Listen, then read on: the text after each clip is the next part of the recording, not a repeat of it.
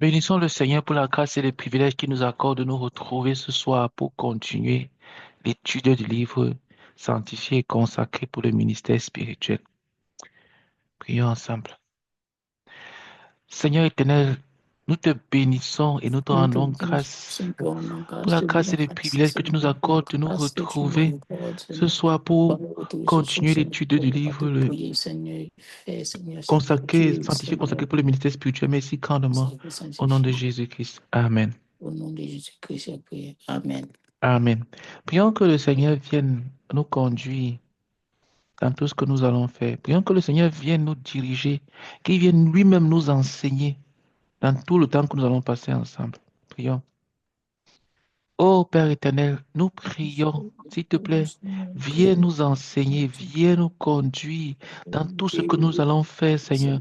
Viens nous parler, Seigneur, viens nous rencontrer, viens enseigner chacun de nous, Seigneur, s'il te plaît, oh Dieu, nous te supplions, au nom du Seigneur Jésus-Christ. Amen. Amen. Amen. Euh, Prions afin que le Seigneur amène les autres à nous rejoindre afin que nous puissions démarrer ensemble. Prions. Seigneur Dieu, nous prions, ô Père Nous éternel, que tu prions, Seigneur, amènes pour les que autres tu amènes les à autres se personnes, connecter, à nous Seigneur, se rejoindre, Seigneur, connecter, s'il te plaît, Seigneur. ô Dieu. Que les autres puissent se S'il te plaît, connecter, Seigneur, s'il Seigneur, te mettre plaît, un amour amène sur les autres sous à nous ta rejoindre afin que nous Seigneur. puissions démarrer Que ceux, ensemble. Seigneur, qui sont une Te supplions, occupation, Père, Seigneur, n'empêche au pas, nom du Seigneur. Seigneur Jésus-Christ. Libère-les, Seigneur, afin qu'ils puissent, Amen. Seigneur, se connecter et nous rejoindre. Au nom de Jésus-Christ. Amen. Amen. Euh, Prions que le Seigneur nous bénisse avec un cœur honnête et bon et un esprit qui est bien disposé pour écouter l'enseignement. Que le Seigneur nous bénisse avec un cœur qui soit vrai, qui soit honnête, avec un cœur qui soit bon, avec un cœur qui veut plaire à Dieu, qui veut faire la volonté de Dieu et qui nous donne un esprit qui est ouvert pour écouter la parole de Dieu. Prions ensemble. Père éternel, s'il te plaît, bénis-nous avec un cœur Seigneur, honnête donne-nous et un bon, cœur Seigneur, honnête et s'il te bon, plaît. Seigneur. Dispose Donne-nous un notre cœur esprit, bien Seigneur. disposé Donne-nous pour la écouter ta capacité, parole, s'il te Seigneur, plaît. Donne-nous à un cœur qui soit écouter et à vrai, comprendre ta qui ne se parole, Seigneur, trompe que nous pas, soyons Seigneur. Et donne-nous un concentrés, cœur qui Seigneur. veut Éloigne plaire, tout qui veut esprit de te plaire, Seigneur, distraction, de s'il te plaît, oh fatigue, Dieu. d'assoupissement. Au nom Au puissant de nom ton de Fils Jésus-Christ. Jésus-Christ. Amen. Amen. OK. Euh, donc, nous sommes en train de terminer le livre sanctifié et consacré pour le ministère spirituel. L'objectif de ce livre-ci, là, c'est de te permettre d'entrer réellement dans le service à Dieu, c'est-à-dire d'exercer un ministère spirituel. Beaucoup de personnes disent qu'ils rendent ministère, ils ne savent même pas ce que signifie réellement rendre ministère. Ils croient que rendre ministère, c'est exercer un don spirituel. Ils pensent que rendre ministère, c'est faire du bien aux gens. Non. Il y a des choses, il y a des prérequis, il y a des choses qui conduisent réellement quelqu'un à rendre un ministère, qui font en sorte que on puisse dire que tu es en train de rendre un ministère spirituel. La première chose que nous avons vue, c'est dans ce livre c'est la sanctification. Si tu veux être un serviteur de Dieu, tu dois marcher dans la sanctification. Ce n'est pas possible de faire autrement. Quiconque veut entrer au service de Dieu doit commencer par mettre fin à tout péché dans sa vie. Tu ne peux pas entrer dans le service de Dieu et en même temps continuer à vivre dans le péché. Donc, c'est la première chose que nous avons vu dans ce livre ici. Nous avons vu que quand tu veux te rendre euh, euh, utile entre les mains de Dieu, tu dois commencer par te séparer de tout péché dans ta vie, de toute indépendance vis-à-vis de Dieu. Tu dois te rendre toi-même utile. On a parlé de vase. Tu dois te rendre toi-même un vase utile à Dieu. En faisant quoi? En enlevant, en déracinant tout péché que tu connais dans ta vie. C'est ta responsabilité. Il y a des choses qui sont de la responsabilité de Dieu. C'est-à-dire que c'est à Dieu de faire cela. Et par contre, il y a d'autres choses qui sont de ta responsabilité. Et c'est à toi de les faire. Et personne au monde, même Dieu ne le fera pas à ta place. Par exemple, le fait de confesser et de se repentir revient uniquement à toi. Personne ne pourra jamais se repentir de ton péché. Et Dieu lui-même ne pourra pas sauter la repentance. Donc, il y a des responsabilités. Alors, on a vu que c'est la première chose. Quiconque veut entrer au service de Dieu doit commencer par se sanctifier, doit commencer par se séparer, doit renoncer à tout péché, à tout péché. Lorsque tu entres au service de Dieu et que dans ton cœur, il y a une chose que tu n'es pas prêt à abandonner, tu ne peux pas entrer au service de Dieu. Tu ne peux pas. Même si cette chose-là est aussi petite qu'un clou sur un mur, tu ne peux pas entrer au service de Dieu. Donc, c'est la première partie que nous avons vue dans ce livre. C'est-à-dire que quiconque veut être un ministre spirituel, il doit d'abord se séparer de tout péché.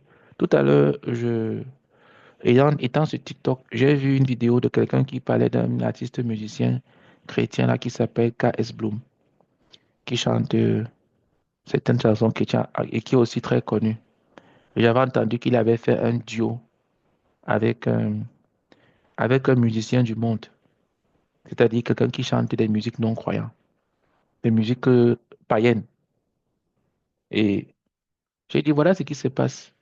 Quand tu entres au service de Dieu et que tu n'as pas réglé ton cœur, que tu seras séparé de l'amour du monde, de l'amour des choses du monde, de l'amour des plaisirs du monde, de l'amour de toute forme de péché, si tu n'as pas mis ça clairement dès le départ, dès la base, qu'il n'y a pas une chose que tu connais dans ta vie et tu sais que Dieu ne veut pas ça et tu l'admets, tu ne peux pas entrer au service de Dieu. Tôt ou tard, tu seras un scandale entre les mains de Dieu. Tôt ou tard. Et réellement, le toit va jaillir et se fera voir. C'est-à-dire que, comme on dit souvent, ton vrai visage va ressortir. C'est pour cela que la première chose, quand quelqu'un veut entrer au service de Dieu, quand un enfant de Dieu veut être un ministre spirituel, il doit commencer par mettre fin à tout péché dans sa vie. Ensuite, nous avons vu la deuxième partie de ce livre qui était sur la consécration. Et nous avons dit que la consécration, c'est se donner totalement à Dieu. Quand tu te consacres, tu es en train de dire, Seigneur, je t'appartiens. Je ne m'appartiens plus. Ça veut dire quoi? Ça veut dire que j'ai perdu toute liberté me concernant. Je suis la propriété exclusive de Dieu. Dieu est libre de faire de moi tout ce qu'il veut. Je lui appartiens. Je lui appartiens. Je suis sa propriété. Un peu comme tu possèdes ton téléphone. Et tu es libre de faire tout ce que tu veux avec ton téléphone. Tu ne rends compte à personne. Quand tu te consacres à Dieu, tu te donnes à lui et tu lui dis, Seigneur, je t'appartiens. Sauf qu'on a vu que dans plusieurs circonstances, la véritable consécration, il faut d'abord que tu aies une certaine connaissance de Dieu. Parce que tu ne peux pas te consacrer à un Dieu que tu ne connais pas. Parce que dès qu'il y aura la moindre difficulté dans ta vie, tu vas trahir ta consécration et tu vas retourner aux choses que tu avais abandonnées. Tu vas commencer à vouloir te chercher, à vouloir toi-même poursuivre ta propre voie et commencer à être indépendant. Pourquoi? Parce que tu t'es consacré à un Dieu que tu ne connais pas. Tu te consacres à un Dieu que tu ne connais pas. Et la consécration, elle est progressive. Ça veut dire quoi? Ça veut dire qu'on se consacre au niveau de la lumière que nous avons. Ça veut dire que je m'abandonne à Dieu au niveau de ce que je connais de Dieu. Mais comme la connaissance de Dieu est évolutive, parce que Dieu est infini, tu ne peux jamais dire que j'ai fini de connaître Dieu. Je l'ai borné, parce que Dieu, il est infini. Il n'a pas de limite. Donc, tu ne vas jamais arriver à un niveau où tu vas te dire que, OK, c'est bon, je connais tout ce qu'il y a à savoir sur Dieu. Déjà, même que sur l'homme, on ne peut pas connaître totalement, non. Combien de fois Dieu? Mais la lumière que tu as, la connaissance que tu as, la vérité que tu connais de Dieu, tu te donnes totalement cette vérité-là. C'est ça qu'on appelle la véritable consécration. Tu dis, Seigneur, tout ce que j'ai, tu consacres tes possessions, possessions matérielles, tout ce qui t'appartient, jusqu'à ton téléphone. Tu consacres tout, même ta chaussette, tout à Dieu. Et tu dis, Seigneur, ça t'appartient. Je ne porterai pas cet habit si tu ne veux pas que je porte cet habit.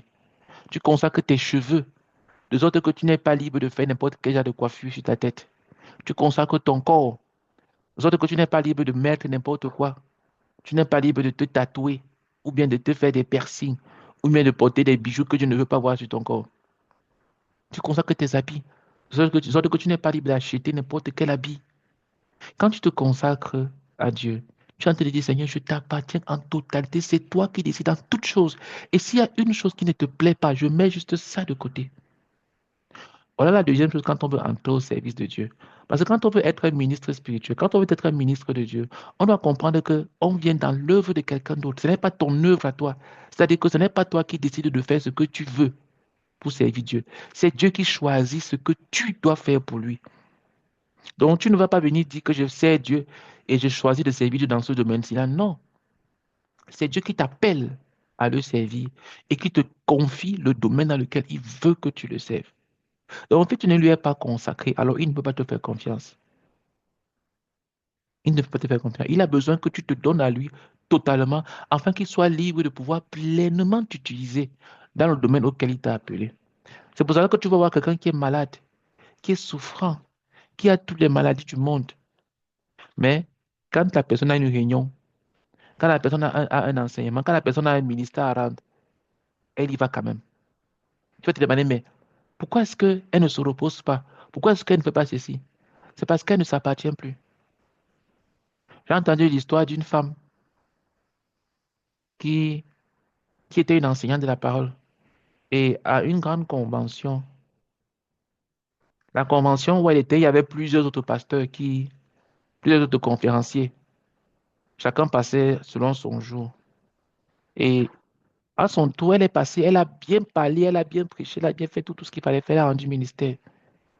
Et puis quand elle a fini, elle s'est maintenant excusée auprès de ses collègues pour leur dire qu'il faut que je rentre. Parce que avant de venir ici, là, ma mère est morte.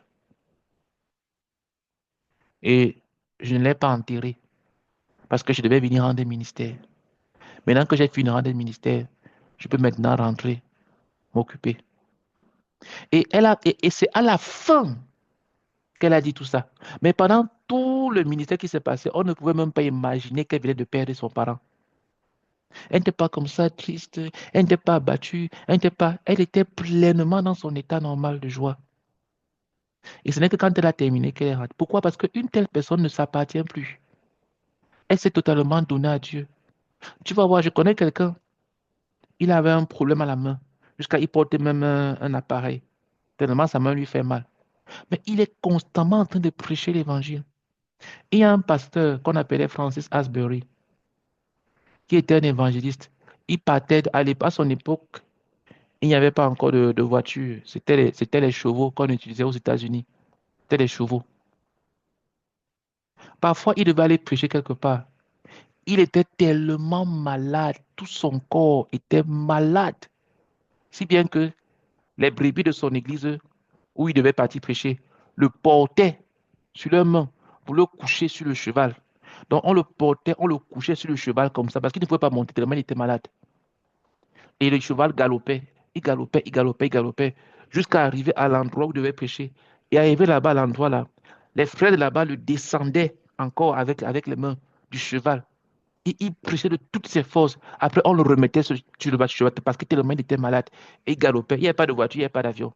Il galopait, il rentrait dans sa ville. Parce qu'il ne s'appartenait plus. Il ne disait pas que non, je suis trop malade. Il faut que je reste d'abord me soigner. Non, pas du tout. Je venais de finir la biographie d'un monsieur qui s'appelait David Livingstone, l'homme qui a ouvert l'Afrique à l'évangile. Il était tellement malade que tout le monde lui demandé de rentrer en Grande-Bretagne pour se soigner, que c'était un Anglais, pour se soigner. Il avait le palud malade, il avait la malaria. Il a refusé, il a continué l'œuvre que Dieu l'avait appelé à faire. Si bien qu'un jour, il est mort de maladie, il s'est seulement mis à genoux pour prier. Et le matin, on est venu le trouver comme ça, tellement il était malade. Mais il n'avait aucune excuse. Et je peux vous citer comme ça plusieurs exemples. Quand tu vois quelqu'un qui a des excuses pour ne pas faire l'œuvre de Dieu, c'est parce qu'il il n'est pas consacré. Et quelqu'un comme ça ne peut pas être un serviteur de Dieu. Dieu ne va pas l'utiliser vraiment pour faire de grandes choses. Si tu veux être quelqu'un, si tu veux être utile entre les mains de Dieu, consacre-toi totalement. Dis que Seigneur, je t'appartiens. Je ne vais pas faire comme si mon corps m'appartenait. Si tu veux que je parte, je partirai. Je partirai. Je partirai. Je partirai. Et je vais rendre un ministère. Même si mon cœur est déchiré, je partirai. Pourquoi? Parce que je ne m'appartiens plus. Donc, c'est la deuxième chose que nous avons vue. Après t'être sanctifié, Tu dois te consacrer. Si tu veux être un ministre de Dieu, tu dois te consacrer, tu dois te donner à Dieu. Tu appartiens à Dieu. Tu n'es plus libre de faire tout ce que tu veux. Et donc, nous sommes dans la troisième partie maintenant qui consiste en le ministère spirituel. Quand tu t'es sanctifié de tout péché et quand maintenant tu t'es consacré à Dieu, tu peux maintenant donc entrer au service de Dieu. Et là, nous sommes en train de parcourir 13 choses à connaître quand tu entres au service de Dieu. La première chose que nous avons dit, c'est que tu dois d'abord comprendre que tu es capable de servir Dieu. Tu es capable de pleinement satisfaire le cœur de Dieu. Tu peux voir ta vie avec beaucoup de défauts. Quand on est en train de dire de se sanctifier, se consacrer, on n'est pas en train de dire que tu es parfait. On n'est pas en train de dire que tu n'as pas de combat intérieur. On n'est pas en train de dire que ça ne t'est pas arrivé de tomber dans le péché une fois. On n'est pas en train de dire que ça ne t'arrive pas d'avoir des luttes intérieures. Non. On est en train de dire que tu as renoncé à partir de ton cœur à tout péché. Même si parfois tu glisses. Mais dans ton cœur, tu ne défends aucun péché. Tu ne justifies aucun péché. C'est ça qu'on est en train de dire. Quand on dit que tu es consacré, on n'est pas en train de dire qu'il n'y a pas des moments où, dans ta folie, tu peux arriver à faire des choses que Dieu ne voulait pas que tu fasses. Ou bien à poursuivre tes propres intérêts. Non. Mais on est en train de dire que tu sais dans ton cœur que tu ne t'appartiens pas. Et chaque fois que tu dévies de ce voie-là, de ce chemin-là, tu perds totalement la paix. Parce que tu as pris une décision. Quand quelqu'un a la liberté intérieure de faire ce qu'il veut, de choisir ce qu'il veut, et il est tranquille, il n'est pas dérangé, il n'est pas consacré. Personnellement, moi, je ne suis pas libre de partir où je veux. Par exemple, depuis que je suis en France, il y a une ville que j'ai toujours aimée. Et que si ça dépendait de moi, j'aurais tout fait pour aller vivre là-bas. C'est Nice. Je ne sais pas pourquoi, j'ai jamais mis mes pieds là-bas. Mais j'ai toujours voulu vivre dans le sud, peut-être parce qu'il y a il y a un peu plus de soleil là-bas. Victoire qui est connectée, elle doit comprendre ce que j'ai dit très bien. Dans le sud, il y a un peu plus de soleil. Ah oui, oui, oui, je confirme. Voilà, exactement, voilà. Et en plus, il y a de belles plages et tout. Donc, si ça dépendait de moi, personnellement, c'est-à-dire que si tu me disais, OK, Jerry, fais ce que tu veux, je vous assure, j'aurais tout fait pour aller vivre là-bas dans le sud, à Nice particulièrement et tout. Mais je ne suis pas libre de partir où je veux. Dieu ne m'a pas donné cette liberté-là. Je ne suis pas libre de quitter la France et d'aller m'installer où je veux. Parce que je vois une opportunité ici. Quand j'ai fini ma thèse de doctorat en 2016, mon directeur de thèse m'a encouragé à aller au Canada. Il m'a poussé que va au Canada, va au Canada. Il y a rien de bon en France, va au Canada. J'ai refusé. Mais je ne vais pas dire que c'est que je ne suis pas libre de partir où je veux. Donc, c'est pour te dire que quand tu es consacré, il y a des choses que tu sauras intérieurement. Ce n'est pas un homme qui va te dire. Tu sauras que tu n'es pas libre de faire tout ce que tu veux. Quand ma mère est décédée, je n'ai pas eu la liberté intérieure de prendre un billet de voie pour aller l'enterrer. Je n'ai pas eu la liberté de voyager pour aller à son deuil jusqu'à ce jour. Peut-être qu'un jour Dieu me permettra d'aller. Donc, c'est pour t'expliquer que quand on parle de conséquences, on n'est pas en train de dire que tu es parfait en tout. Ça m'arrive de lutter pour mes propres intérêts. Et je sais que c'est pour mes propres intérêts parce que je suis un être humain. Donc, ça m'arrive de faire des fautes, des erreurs. Mais ce que je suis en train de dire, c'est que ce n'est pas que tu vas devenir comme un robot, non. Mais tu as pris une direction. Tu sais que tu ne t'appartiens pas. Tu sais que tu ne t'appartiens pas. Tu sais que même quand tu dévis, voici ce que Dieu attend de toi. Parce que tu appartiens à Dieu. Alors tu dois faire ce que Dieu veut que tu fasses. C'est ça être consacré. Donc la première chose qu'on a dans dit, c'est quoi? C'est que quand tu es donc sanctifié et consacré, quand tu entres donc pour servir Dieu, sache que tu es capable de servir Dieu. Que personne ne te trompe que, ah non, tu es trop malade pour servir Dieu. Ou alors, tu n'as pas beaucoup de connaissances pour servir Dieu. Ou alors, tu n'as pas un grand titre. Tu n'es pas pasteur, évêque, prophète, apôtre, docteur, tout ce que l'on veut. Non, tu es capable de servir Dieu. Et c'est Dieu qui t'appelle. La deuxième chose qu'on a dit, c'est que tu dois comprendre que tu as tout ce qu'il faut pour servir Dieu. C'est-à-dire que pour le service que Dieu t'a appelé à faire pour lui, il t'a donné ce dont tu as besoin. Donc, tu n'as pas besoin de te comparer à telle et à telle personne. Et tu dis, ah vraiment, si seulement j'avais le don de cette personne-ci là, si je pouvais avoir sa voix et chanter comme elle, ou alors si je pouvais avoir la force, ou alors si je pouvais avoir toute la connaissance biblique que ce frère-ci a, ce que je serais aussi un bon, je vais aussi enseigner, ou bien si je pouvais aussi prêcher librement comme je vois les gens prêcher dans les rues, si je pouvais avoir, Dieu ne t'a pas appelé à toutes ces choses-là. Dieu t'a donné tout ce dont tu as besoin pour accomplir ce pourquoi il t'a créé. Donc, il ne s'agit pas de se comparer aux autres et de te dire que tel fait ceci, moi aussi je veux faire cela. Non, pas du tout.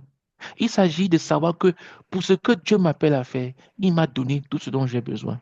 C'est un peu comme, vous voyez, quand Dieu a créé le poisson, il l'a mis où? Dans l'eau. Et Dieu lui a donné des nageoires. Les nageoires lui permettent de transformer l'eau qu'il prend et de retenir les molécules d'eau et de retenir et de retenir l'oxygène. J'en crois que le poisson respire autour de tous les animaux respirent l'oxygène. Sauf que pour lui, il a des nageoires qui permettent de séparer les molécules d'eau et de retenir l'oxygène. Parce que l'eau, c'est deux éléments, l'oxygène et l'hydrogène, H2O, pour faire qu'on fait un peu de chimie. Donc, Dieu a donné au poisson tout ce dont il a besoin pour vivre dans l'environnement où il a placé. Quel est le poisson qui apprend à nager? Il naît avec ce que Dieu a mis en lui pour l'environnement dans lequel il se trouve. Pareillement, Dieu t'a donné tout ce dont tu as besoin pour accomplir ce qu'il attend de toi. C'est comme ça que Dieu travaille. Quel est le singe qui apprend à grimper?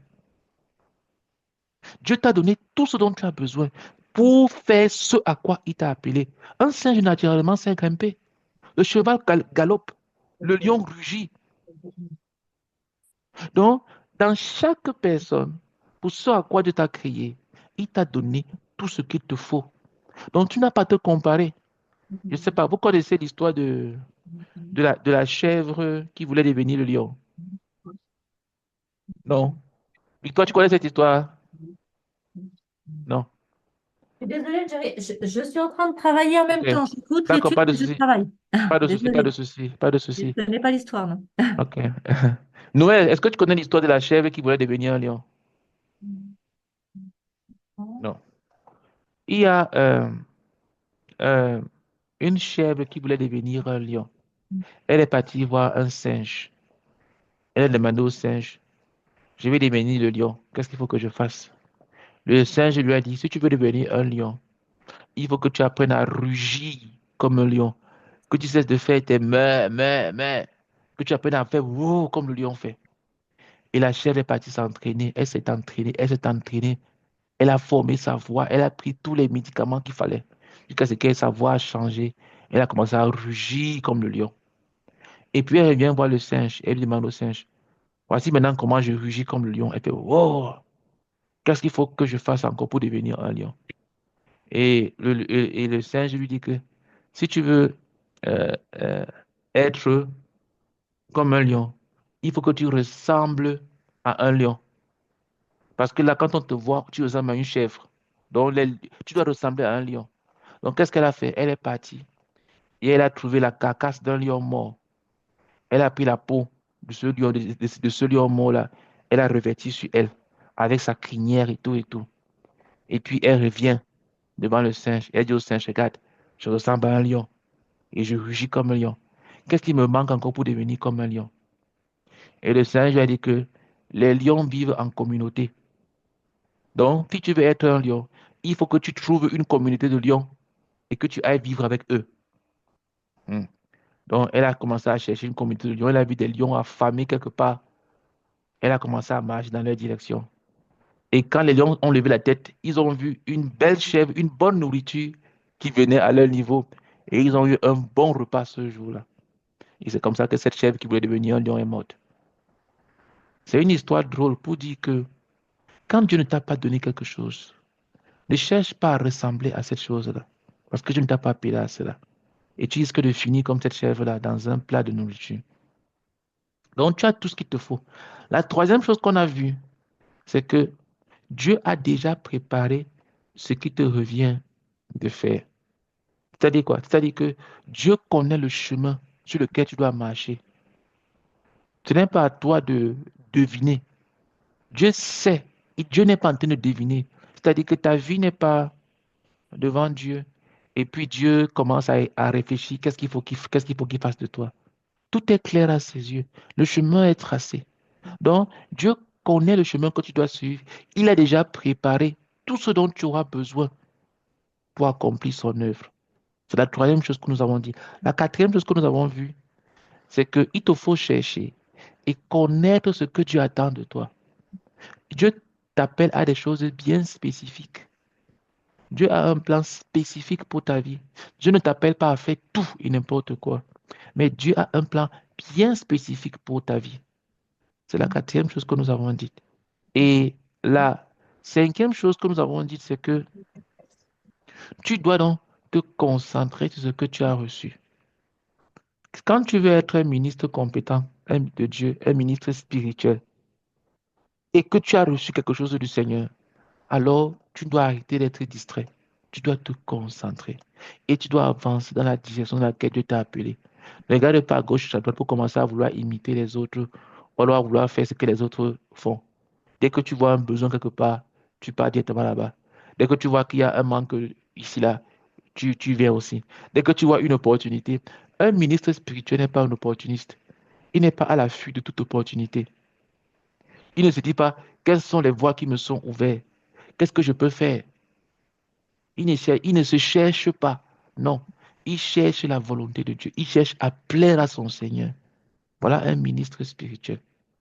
C'est la cinquième chose. Et ce que nous avons donc vu la semaine passée, qui était la sixième chose, c'est que tu dois œuvrer pour accomplir ton ministère.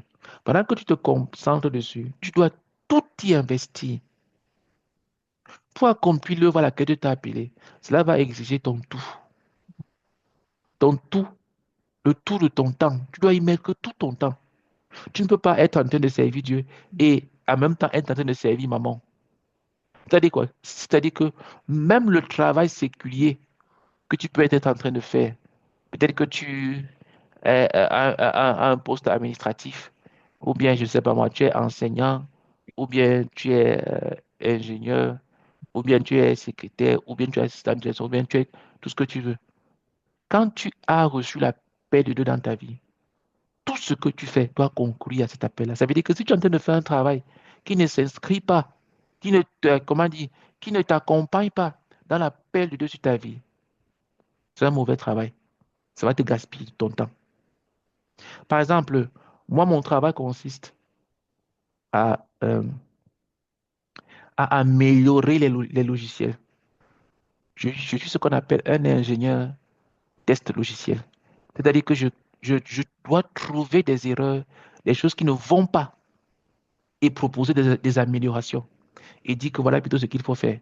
Je dois trouver des erreurs, je dois même chercher comment est-ce que trouver des erreurs.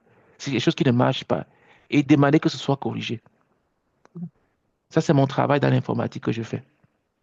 Et ça cadre avec mon ministère où je suis un enseignant de la parole de Dieu, qui consiste également à parler aux gens, aux enfants de Dieu, et à leur dire ce qui ne va pas, et à leur dire ce qu'ils doivent faire.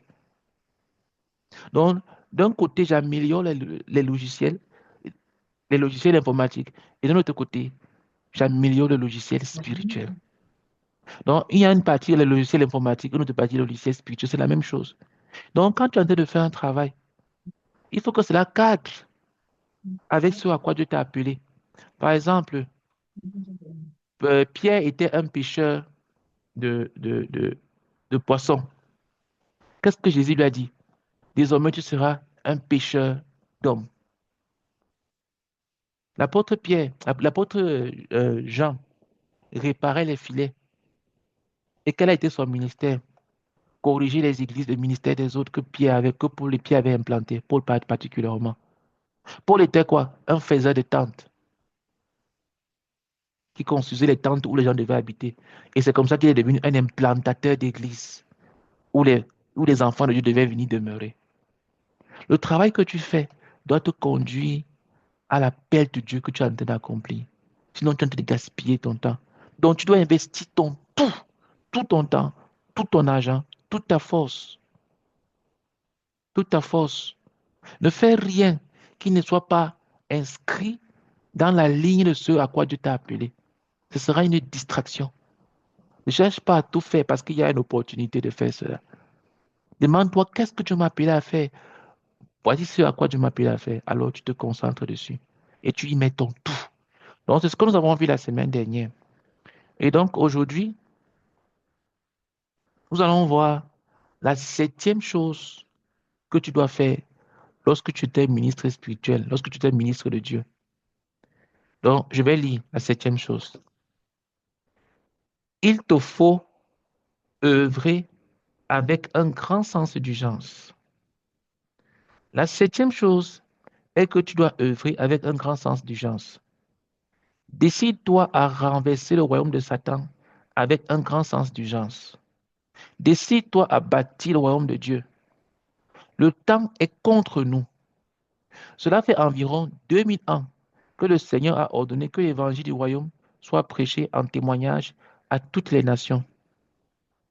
La vérité est qu'il y a 3 milliards de personnes sur la planète Terre qui ne sont pas encore atteintes effectivement par la bonne nouvelle de Jésus-Christ. Moins de la moitié de la population mondiale a écouté l'évangile prêché une fois. Il y a une pénurie d'ouvriers. Plusieurs jeunes gens rêvent de servir le Seigneur dans le futur, mais ils sont en train de perdre le temps présent. Ils sont en train de perdre du temps et le temps est une denrée très périssable. Donc, il y a des jeunes qui se disent, ah oui, on va servir Dieu, il faut d'abord qu'on jouisse de la vie. Oui, je sais que je dois servir Dieu, mais je suis jeune. C'est une bêtise pas possible. Premièrement, parce que tu n'es pas maître de ton temps.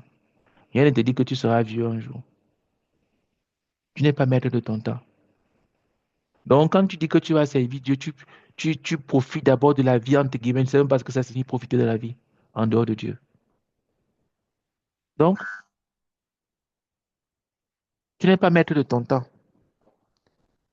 Et le temps passe très vite. Les opportunités que tu as aujourd'hui, demain, tu ne les auras pas. La force que tu as aujourd'hui, la capacité que tu as de pouvoir te déplacer, de pouvoir marcher, l'intelligence que tu as aujourd'hui. Demain, il se pourrait que tu attrapes une maladie cognitive et que ta réflexion ne soit plus correcte. Donc, l'opportunité que tu as aujourd'hui pour servir le Seigneur, tu dois totalement en profiter. Donc, ne dis pas que non, je vais remettre à plus tard mon service à Dieu.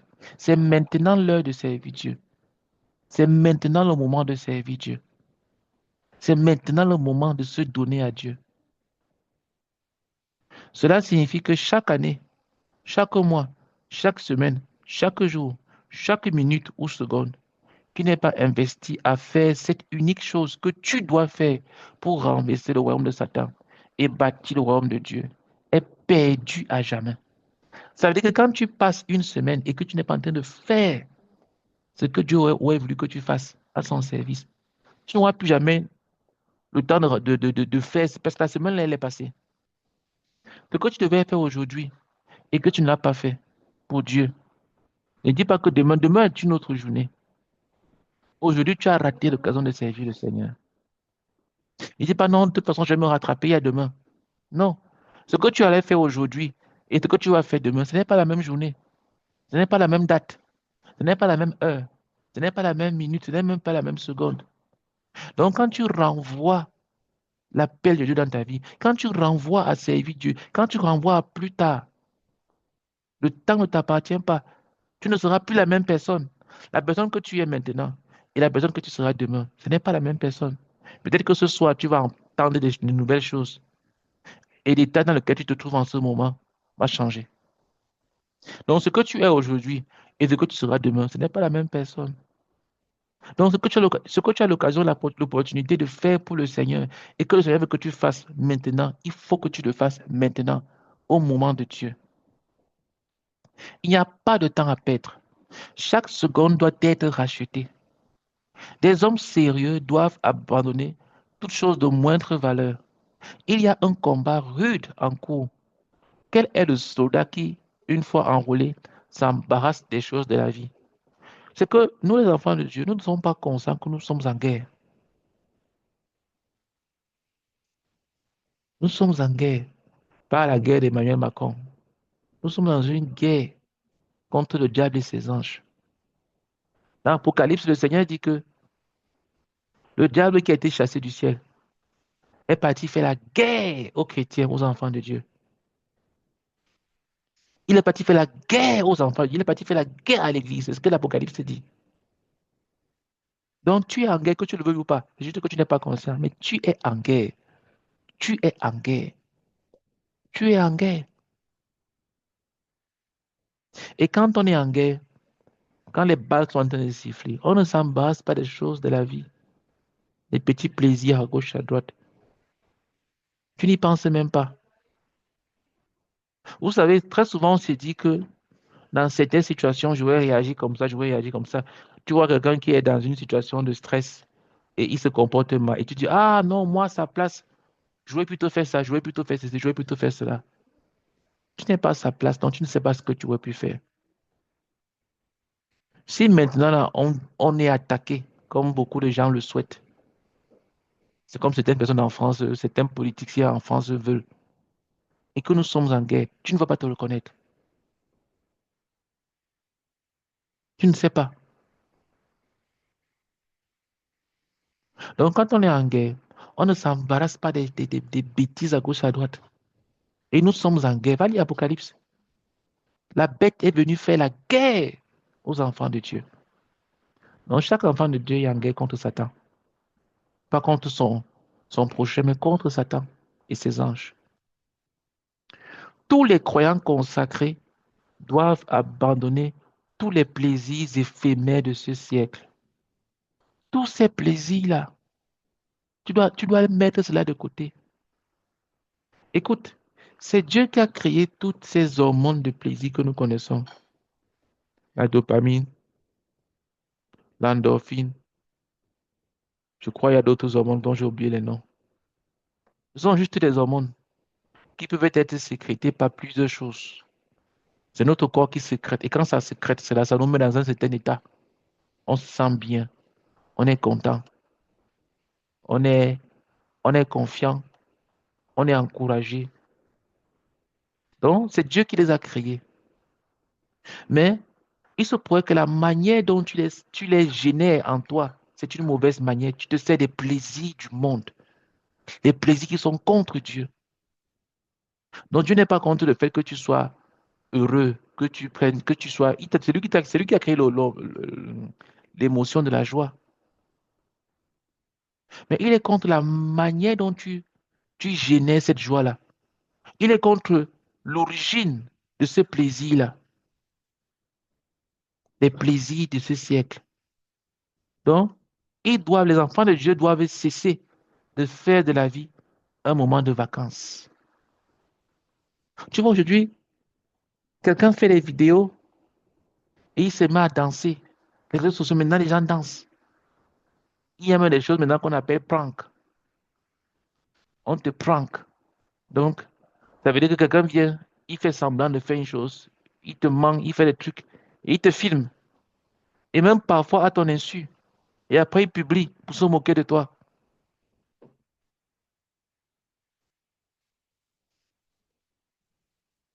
Nous sommes en guerre. Ne te laisse pas distraire par ce genre de choses. Les vacances sont interdites en temps de guerre. C'est tragique de savoir que les chrétiens sont les seuls qui peuvent se permettre des vacances en temps de dur combat. Ils organisent des fêtes de loisirs.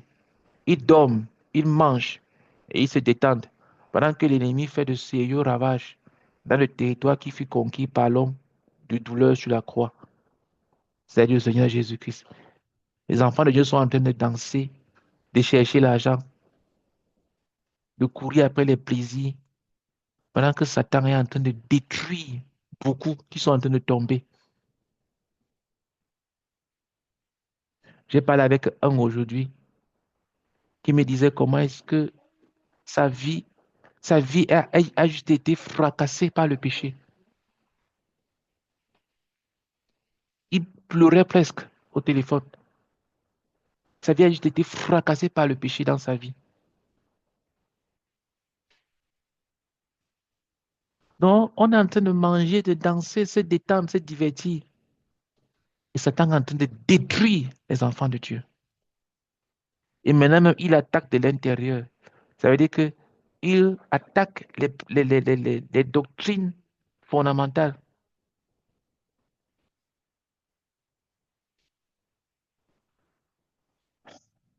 S'il te plaît, toi qui m'écoutes, reviens à la réalité. Tu es en guerre. En tout cas, regarde ta vie. Tu peux continuer à te détendre.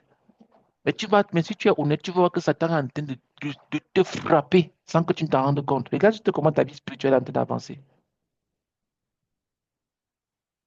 Regarde, observe ta vie pendant que tu te détends. Regarde ce que Satan est en train de faire de ta vie. Le diable ne dort pas. Il n'y a que toi qui dors. Lui, il ne dort pas. Il est pleinement éveillé, il est pleinement à l'œuvre.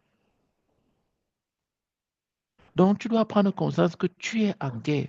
Il y a quelqu'un qui te veut du mal. Il y a quelqu'un qui est engagé à te détruire. Donc, si tu peux te faire plaisir avec les choses du monde, dans des fêtes mondaines, dans le péché, sache que Satan est en train de te détruire. Il est en train de te frapper. C'est juste que toi, tu n'es pas conscient. Mais aujourd'hui, prends conscience. Pendant que tu m'écoutes, prends conscience. Change, réveille-toi et donne-toi totalement à Dieu pour revenir sur le droit chemin.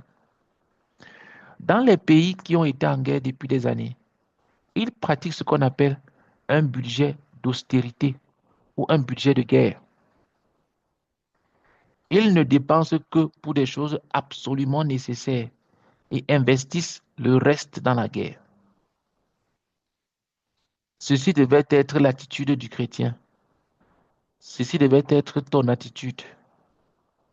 Ceci devait être mon attitude.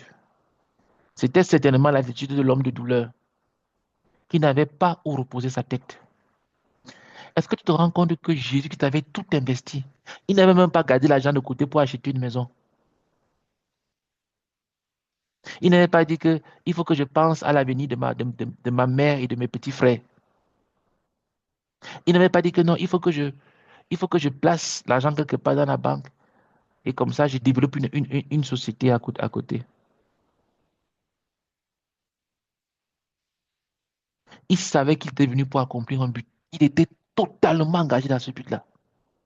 Il ne faisait pas deux choses. Tout ce qu'il faisait, c'était uniquement dans cette direction. C'était certainement l'attitude de celui qui dit, ne dites-vous pas qu'il y a encore 4 mois jusqu'à la moisson? Voici, je vous le dis, levez les yeux et regardez les champs qui déjà blanchissent pour la moisson. Celui qui moissonne reçoit un salaire et amasse des fruits pour la vie éternelle, afin que celui qui sème et celui qui moissonne se réjouissent ensemble. Jean 4, verset 35 à 36. Voici des temps de crise. La moisson est prête. Ce qui n'est pas moissonné maintenant sera perdu. C'est comme si, euh, quand tu parles avec certaines personnes, c'est comme s'il y a un temps où les gens sont ouverts. Si tu crois que là, tu penses que les gens seront toujours ouverts, tu te trompes. Par exemple, regardez le nombre que nous sommes aujourd'hui. Il y a eu des moments où on était beaucoup plus nombreux à être connectés. Si en ce moment-là, on n'avait pas enseigné, on était plutôt en train de faire autre chose, on aurait gaspillé le temps. Donc ne te dis pas que les opportunités d'aujourd'hui seront là demain. Non. La moisson qui n'est pas moissonnée aujourd'hui sera perdue. Les il faut d'aujourd'hui ne deviendront pas les il faut de demain. Non. Ce que tu dois faire aujourd'hui, tu dois le faire aujourd'hui. Toute chose qui devrait être faite aujourd'hui et qui n'est pas faite est perdue à jamais. Ne dis pas que non, je peux faire ça demain. Non. Demain, ce n'est pas aujourd'hui. La date d'aujourd'hui ne sera plus jamais, ça ne reviendra plus jamais sur Terre. Aujourd'hui, nous sommes le quantième, nous sommes le 8, le 8 avril 2025. Écoute, il n'y aura plus jamais un 8 avril 2025. Ça n'existera plus. Et le seul moment où tu rencontreras encore le 8 avril 2025, ce sera pour rendre compte de ce que tu avais fait de cette date-là devant Dieu. Tu devras dire comment tu avais utilisé cette date devant le Seigneur. Mais il n'y aura plus jamais sur terre un 8 avril 2025. Jamais. Sur cette terre-ci. Donc, ce que tu ne fais pas aujourd'hui et que tu devrais faire est totalement perdu pour toujours. Aujourd'hui, c'est pour les il faut d'aujourd'hui. Car Dieu a préparé les il faut de demain. Dieu a des choses qu'il veut que tu fasses demain. Il y a des choses qu'il veut que tu fasses aujourd'hui. Si tu ne les fais pas aujourd'hui, ce n'est pas demain que tu les feras. Seul un grand sens d'urgence te poussera à travailler aujourd'hui de toute ta force afin que les il faut d'aujourd'hui soient accomplis et que tu sois prêt pour les il faut de demain. Que Dieu te bénisse. Donc, s'il te plaît, si tu as des choses à faire, que tu sais que Dieu, par exemple, moi je sais que Dieu voulait que j'enseigne ce soir.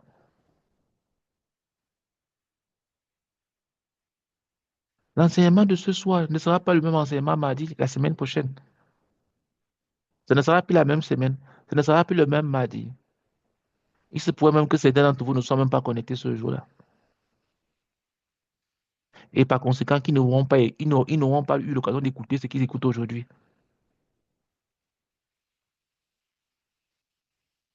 Non. Tu dois vivre continuellement avec un sens d'urgence. Tu dois continuellement vivre avec un sens d'urgence. Je répète, tu dois continuellement vivre avec un sens d'urgence. Tu es en guerre. En tout cas, peut-être que pour toi, tu n'es pas en guerre. Sache que Satan, lui, il est en guerre contre toi. Donc peut-être que toi, tu es quelqu'un de paix. Ok, c'est très bien. Mais Satan, lui, il t'a déclaré la guerre. Il est en guerre contre toi. C'est ce qu'Apocalypse nous dit. Que quand il a été chassé du ciel, lui et ses anges, ils sont allés faire la guerre aux enfants de Dieu. Donc tu es en guerre. Et tes moindres distractions, c'est une opportunité d'être frappé par une balle spirituelle. Tu es en guerre. Euh, ok, c'est cool. Nous allons lire la 8e chose. Là, c'était la 7e chose. Il y a 13 choses que tu dois connaître sur le ministère spirituel. Donc, quand Dieu t'a confié quelque chose, s'il te plaît, fais ça avec un sens d'urgence. Personnellement, moi, quand je confie une tâche qui me tient à cœur à quelqu'un, je ne suis pas sur son dos tous les jours pour lui demander. J'observe, j'observe, je regarde. Je regarde si pour toi c'est un sens d'urgence. Si tu fais ça avec urgence. Puis je te vois que tu es trop à l'aise dans ce à quoi je t'ai confié. Je sais que tu n'es pas la bonne personne. Même si tu as toute la connaissance, même si tu as toutes les compétences, mais ce que tu n'es pas en train de faire avec un sens d'urgence, tu n'es pas la bonne personne pour faire cette chose-là. Tu n'es pas la bonne personne. Et si je peux le faire, je le fais moi-même, jusqu'à ce que Dieu me bénisse avec la bonne personne. Donc, s'il te plaît, si tu es en train de faire une chose pour le Seigneur, fais-le avec un sens d'urgence. Ne renvoie pas à plus tard. Ok, on va lire cette 8e chose et puis on va s'arrêter là. Tu devrais œuvrer sachant que la victoire est garantie. La 8e chose que tu dois savoir pendant que tu travailles, c'est que tu n'échoueras pas. Tu dois œuvrer ayant cette certitude. Vous voyez, pour beaucoup d'enfants de Dieu, on travaille dans le service à Dieu comme si on jouait à la loterie. C'est-à-dire que lorsque les choses deviennent difficiles, on commence à avoir des doutes. On commence à avoir des doutes. On se dit, est-ce que je vais même réussir? Franchement, est-ce que je vais réussir? Dieu t'a appelé à faire quelque chose. Et quand tu commences à faire cette chose-là, quand tout marche bien, tu es rempli de foi, tu es rempli de conviction, tu es rempli d'assurance. Mais quand il commence à avoir des difficultés, quand tu commences à rencontrer des obstacles sur le chemin, tu commences à avoir des doutes. Et tu te dis, peut-être que ça ne marchera pas. Est-ce que j'ai même fait le bon choix? Écoute, Si tu sais que c'est ce que Dieu t'a appelé à faire, s'il te plaît, même si le monde entier est en train de brûler, tu vas réussir. Tu ne vas pas échouer. Pourquoi? Parce que Dieu t'a appelé à faire ça. Notre assurance ne doit pas être en la bonté de Dieu. Beaucoup de personnes comment dire, se confient en la bonté de Dieu. Ils se disent que il faut que je m'accroche sur la bonté de Dieu. Je sais que Dieu est bon, donc je m'accroche sur sa bonté. La vérité, c'est que la bonté de Dieu n'est pas une garantie d'assurance, de sécurité. Ce qui est une assurance pour nous, c'est d'être dans la volonté de Dieu.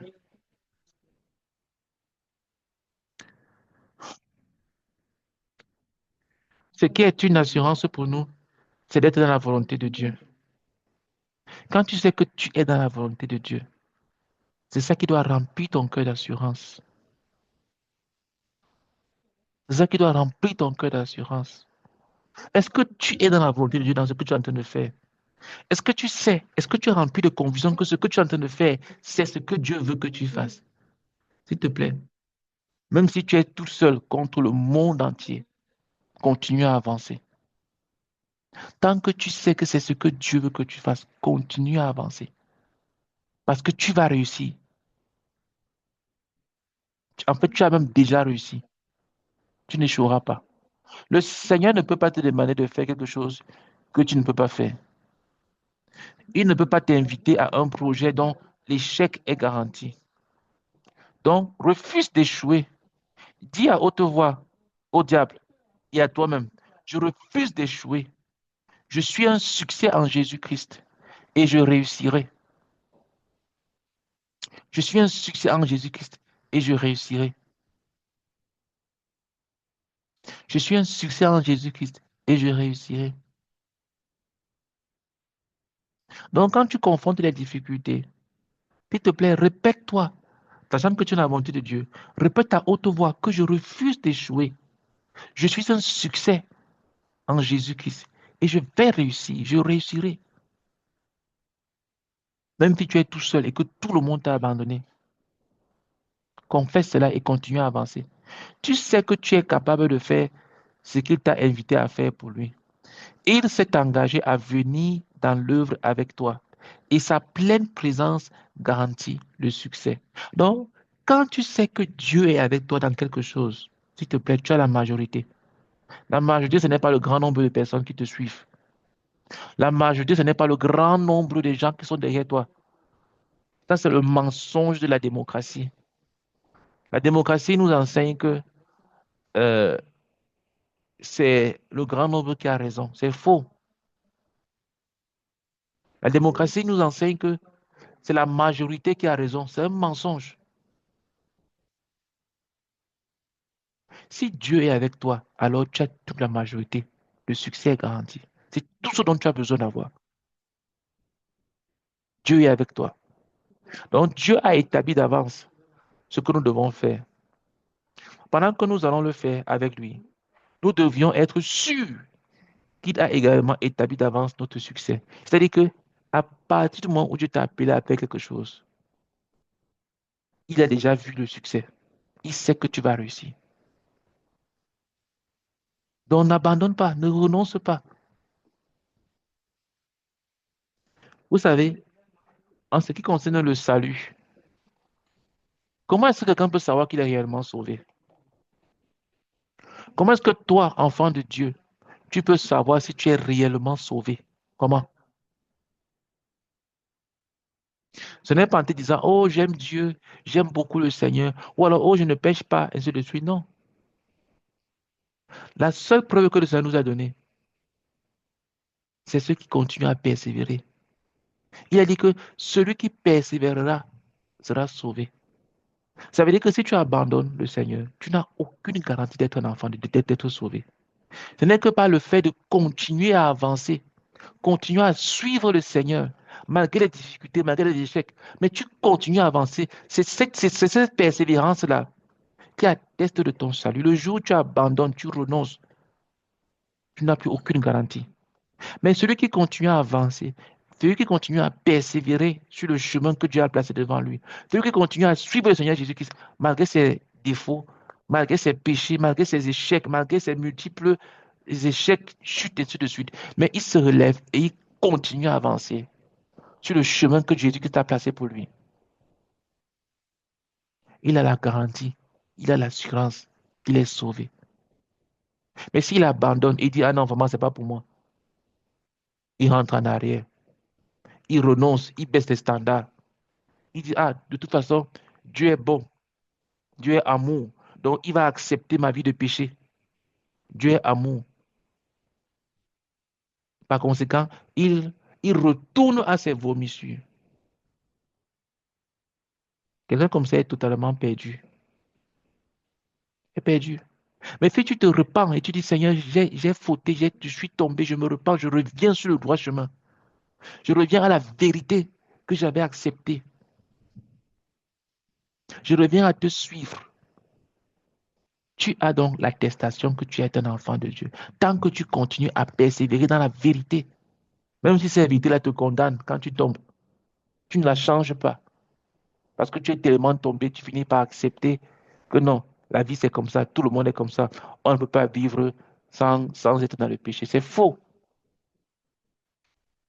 C'est un mensonge. Donc quand Dieu t'a appelé, il a garanti le succès. Quand Dieu te sauve, il te sauve totalement. Dieu ne te sauve pas aujourd'hui pour te perdre demain. Non, il n'est pas comme ça. Tu es dans la main de Jésus, qui est dans la main de Dieu, le Père. Donc quand Dieu t'a sauvé, il t'a sauvé pour toujours. Et comment tu sais que Dieu t'a sauvé pour toujours? C'est que tu continues à persévérer avec lui.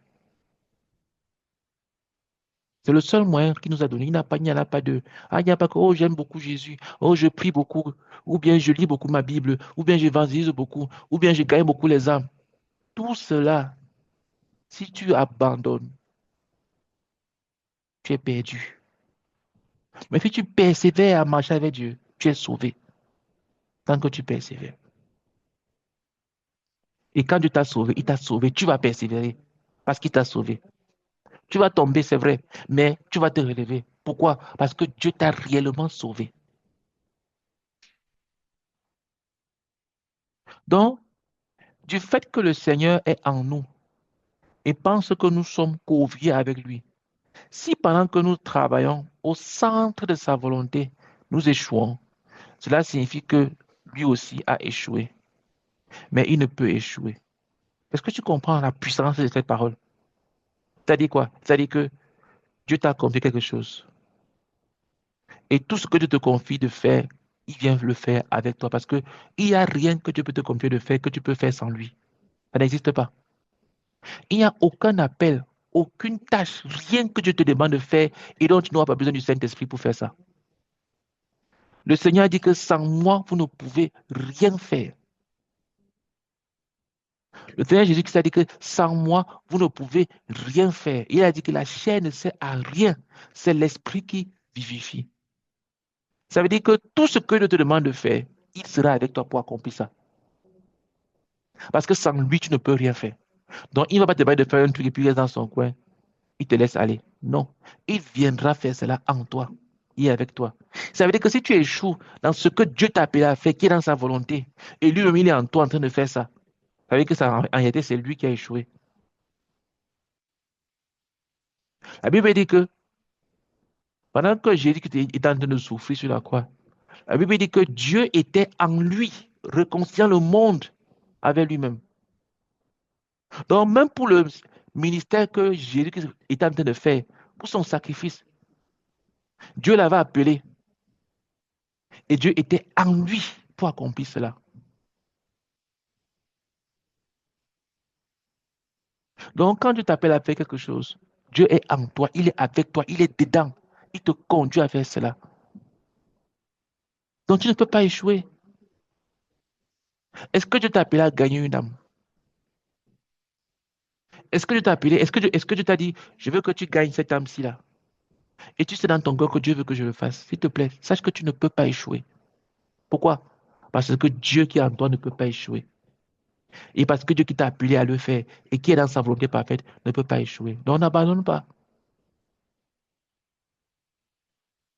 Donc, nous aussi, pouvons être sûrs du succès. Toute la puissance qu'il nous faut pour réussir nous a déjà été accordée. Elle est en nous. Oh, puisse nos yeux s'ouvrir afin que nous voyions qu'elle est envers nous qui croyons l'infinie grandeur de sa puissance se manifestant avec efficacité par la vertu de sa force. Éphésiens 1, verset 19. Écoute, la puissance de Dieu réside en toi. La puissance de Dieu réside en toi d'une manière infiniment grande. C'est-à-dire, nous les enfants de Dieu, nous passons à côté d'une réalité forte et profonde. C'est que la puissance de Dieu réside en nous. Et parfois, nous sommes confrontés à notre propre logique. Et on se dit non, Dieu ne peut pas faire ça. Ou alors, ce n'est pas logique. Ce n'est pas logique. Donc, comme ce n'est pas logique, comme ça ne s'explique pas logiquement, tu n'as pas la foi. Tu as ce qu'on appelle une foi raisonnable. C'est-à-dire que une foi qui doit pouvoir avoir une raison, qui doit s'expliquer, qui doit s'inscrire dans une logique humaine. Tant que la foi ne s'inscrit pas dans la logique humaine, tu ne crois pas. Pour toi, Dieu ne peut pas faire apparaître l'argent. Non. Dieu ne peut pas faire apparaître quelque chose de nulle part. Non, non, non. Ce n'est pas logique. Il y a des personnes qui ont reçu des organes qui n'existaient pas dans leur corps. Par la prière, on a prié, on a demandé. Et Dieu les a bénis avec des organes qui n'étaient pas là. Il y a des organes qui ont disparu, des cancers qui ont disparu.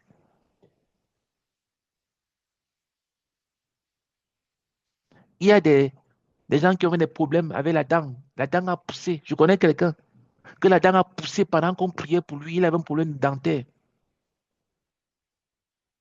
Il avait une dent qui avait été cassée, donc il ne poussait plus à cause de l'âge qu'il avait déjà. Mais on a prié, une dent est apparue dans la bouche.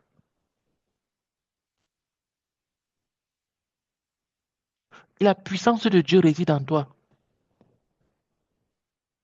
Une fois, ma voiture ne démarrait pas. Ça faisait le même problème. Je me disais, mais qu'est-ce qui ne va pas? Je venais de mettre une nouvelle batterie. Et ça faisait la même chose, ça ne démarrait pas du tout, du tout. Et souvent, quand ça fait comme ça, je peux prendre la voiture de ma femme et puis je reviens avec et je shoot. C'est-à-dire, ça redémarre, je ramène. Mais là, sa voiture n'était pas là. Et j'étais dans un parking ouvert, dans un parking d'un centre commercial. Et je me disais que si je laisse la voiture ici, là, où il n'y a pas de gardien, où il n'y a rien la nuit, on va casser les vitres. On va casser, on va me dévaliser la voiture.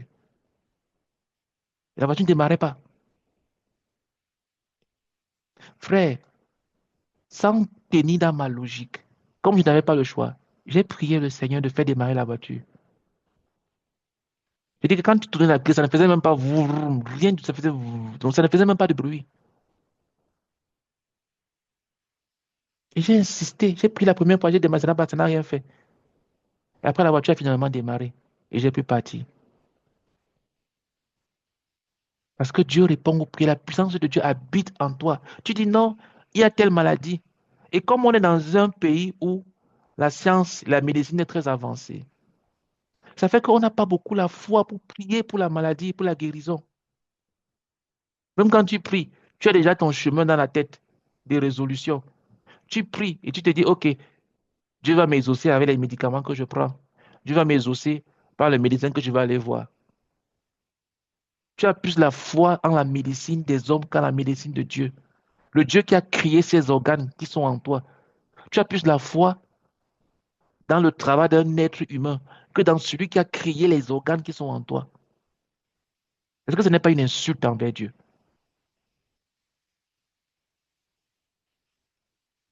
Écoute, la puissance divine, la puissance de Dieu habite en toi. Sors de ta logique et demande à Dieu de grandes choses. Et quand tu sais que tu es dans la volonté de Dieu, s'il te plaît, Sois pleinement zélé pour prier, demander à Dieu. Dieu ne peut pas t'appeler à faire quelque chose et puis il refuse de t'exaucer. Pourquoi? Donc, si tu veux parler à quelqu'un et que la personne est endurcie, et tu sais que Dieu t'a appelé à gagner cette personne au Seigneur, demande au Seigneur d'ouvrir le cœur de la personne. Et tu verras que la personne va changer. Son cœur sera ouvert. Mais est-ce que tu veux réellement ça? C'est là la question. Donc, la puissance de Dieu qui réside en toi est la même puissance qui a ressuscité Jésus-Christ d'entre les morts. Est-ce que tu te rends compte que la puissance qui a ressuscité Jésus, et regardez, la puissance qui a ressuscité Jésus, ce n'est pas la résurrection qu'on voit aujourd'hui, où on ressuscite des gens qui meurent demain. Parce que la résurrection de Jésus-Christ, ce n'est pas la résurrection des morts que l'on voit, où on prie, on impose les mains sur les cadavres et puis il revient à la vie. C'est pas ça. Parce que le Jésus qui était ressuscité n'est plus mort. Ça veut dire que cette puissance-là a vaincu la mort. Et cette puissance-là, elle habite en toi. Donc, qu'est-ce qui est donc impossible à cette puissance? Quoi?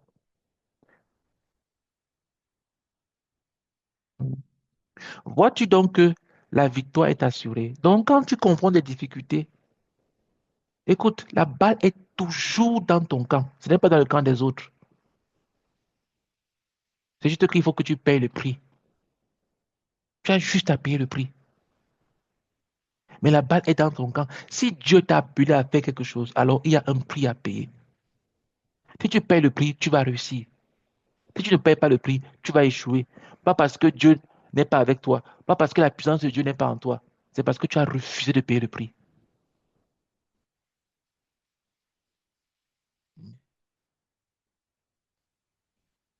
Donc la victoire est assurée. Ne te décourage pas.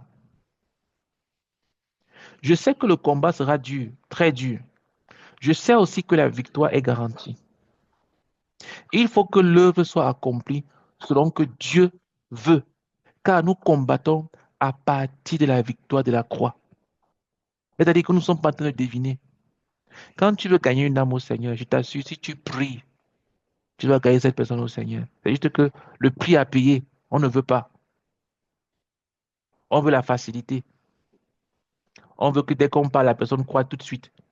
On n'est pas prêt à payer le prix.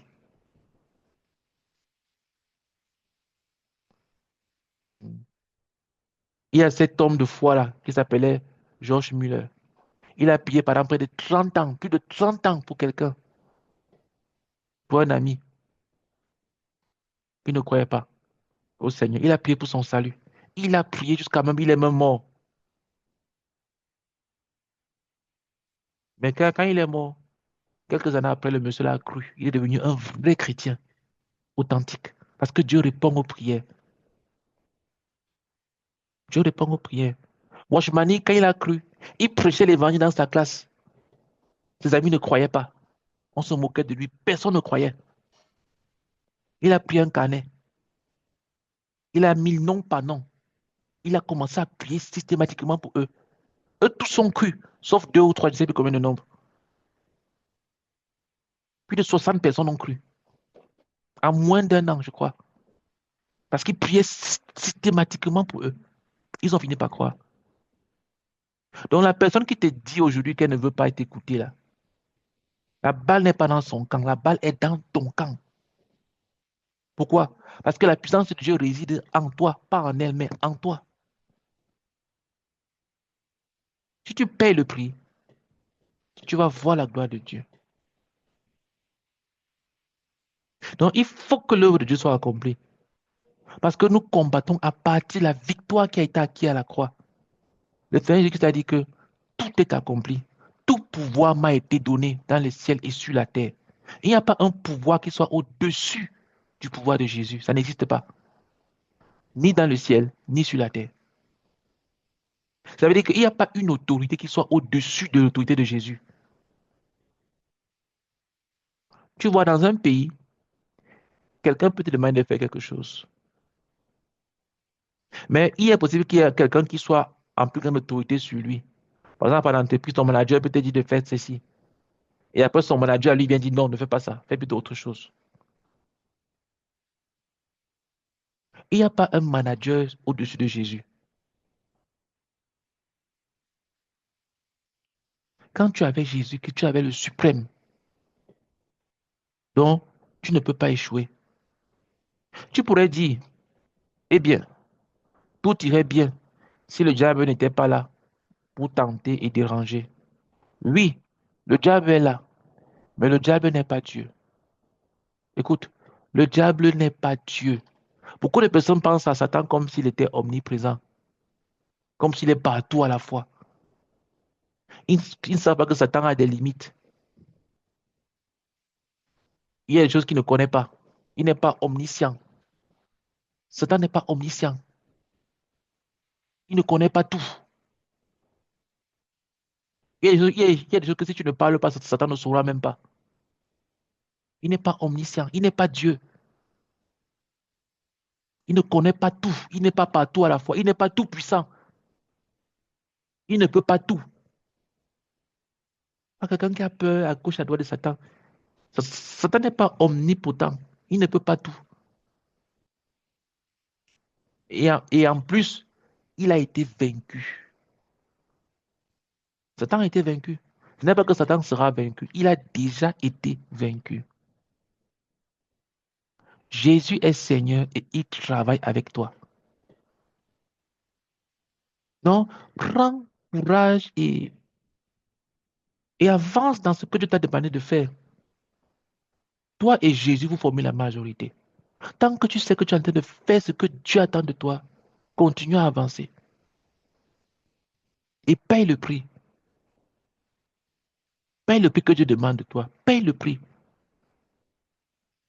Et n'accuse pas les autres qui disent, ah non, ceux-ci sont endurcis. Ou bien, il y a tellement d'obstacles pour accomplir l'œuvre de Dieu. Non. La balle est toujours dans ton camp. Pourquoi? Parce que la puissance divine habite en toi, pas à l'extérieur, mais elle est en toi. La nuit peut être sombre par le combat dur, mais les promesses du Seigneur subsistent et elles s'accompliront. Ce que Dieu t'a dit, ça va s'accomplir. Ce que Dieu t'a dit va s'accomplir. Écoute, je vais te dire une chose et ne l'oublie jamais. Tu es un Dieu.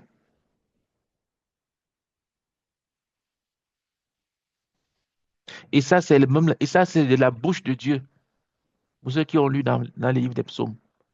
J'avais dit, vous êtes des dieux. Vous tous qui croyez en l'Éternel. Tous les enfants de Dieu sont des dieux. Et c'est tout à fait normal. Est-ce qu'un Dieu peut avoir des enfants qui ne sont pas de Dieu, qui ne sont pas Dieu?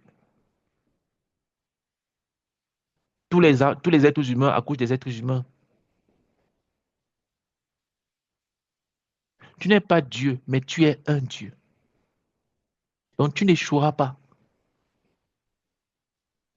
Tu es un Dieu travaillant main dans la main avec le Dieu du ciel. Ensemble, votre succès est une nécessité. Tu fais que le succès est garanti. Tu peux presser de l'avant de toute ta force et voir la victoire qui a été promise devenir une réalité. Donc, s'il te plaît, la balle est dans ton camp. Est-ce qu'il y a une chose que Dieu a mis dans ton cœur de faire? S'il te plaît, sache que si c'est Dieu qui a mis ça dans ton cœur, alors le succès est garanti. Paye juste le prix. Ne pense jamais en termes d'échec.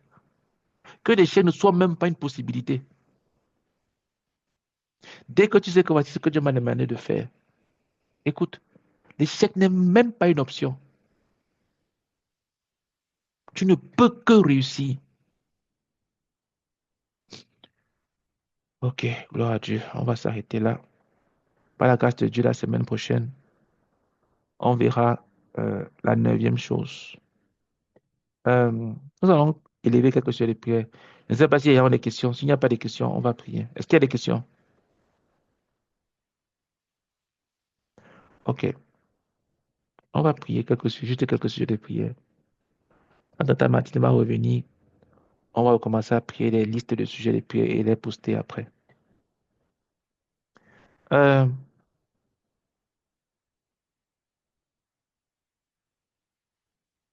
Première chose, pardon, prions enfin que Dieu nous accorde la grâce de travailler toujours avec un sens d'urgence. Prie que tu sois quelqu'un qui travaille tout ce que tu fais avec un sens d'urgence. Ne traîne pas sur les choses. Apprends à ne pas être quelqu'un qui procrastine, qui remet toujours à plus tard ce que tu peux faire aujourd'hui, ce que tu dois faire aujourd'hui. Même dans le cadre de ton travail, tu sais que tu dois faire cette chose-ci-là. Ne remets pas à plus tard. Fais ce que tu as à faire aujourd'hui et fais-le bien. Prions que Dieu nous visite et qu'il fasse de nous des gens qui travaillent dans tout ce qu'ils font avec un sens d'urgence. Prions ensemble. Seigneur, je prie au nom de ton Fils Jésus-Christ afin que tu visites chacun d'entre nous, Seigneur. Oh Père éternel, je prie afin que tu nous visites, que tu nous transformes et que tu fasses de nous des personnes qui travaillent avec un sens d'urgence. S'il te plaît, Seigneur, nous te supplions. Oh Seigneur, je prie que tu me visites, que tu m'accordes d'être quelqu'un qui ne procrastine plus. Seigneur, je mets fin à toute procrastination dans ma vie, Seigneur, pour travailler toutes choses dans ma vie avec un sens d'urgence, Père éternel. Au nom de Jésus-Christ, Amen. Euh,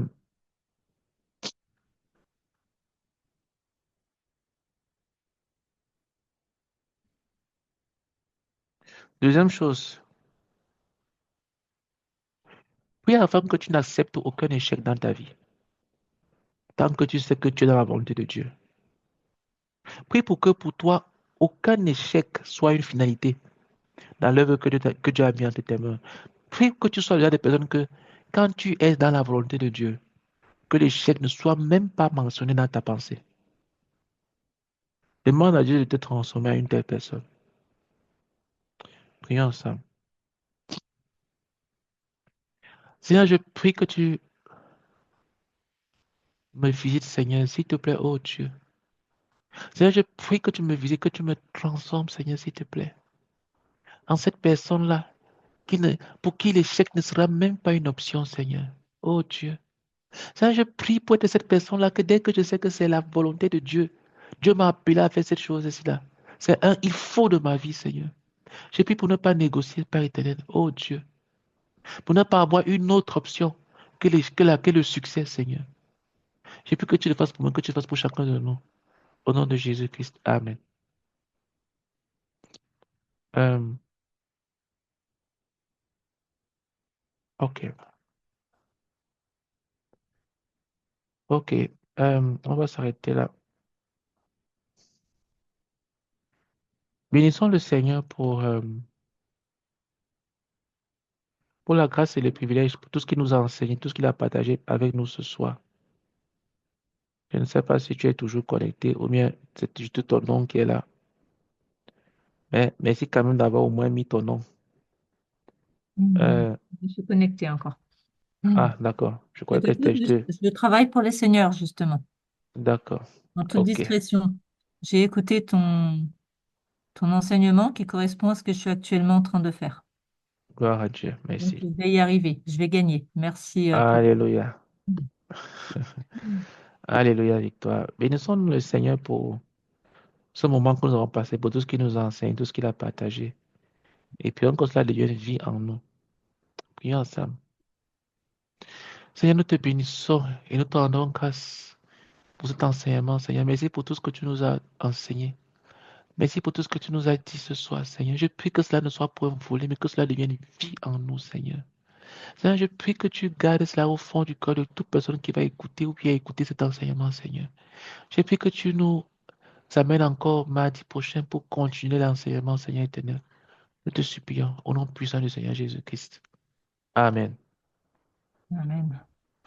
Ok, merci beaucoup. Passe une bonne soirée, Victoire. Merci. Très bonne soirée également. Mhm. Bye bye, Noël. Bye bye, Fabiani.